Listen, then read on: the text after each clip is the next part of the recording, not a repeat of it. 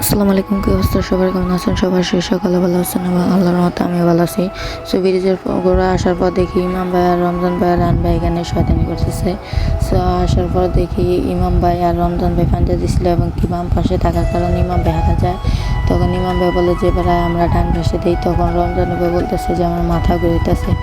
তখন বলে ইমাম ভাই বলতেছে যে এত জড়ামি করিস না দে। তখন অবশেষে অনেক করার পর ইমাম ভাই জিতে যায় এবং জিতে যাওয়ার পর আমরা এখানে কিন্তু আরও কিছুক্ষণ শয়তানি বান্দামি করার পর মাগরিব আজানের টাইম হয়ে যায় এবং আমি রাহান ভাই মিলা নামাজ পড়তে চলে যাই।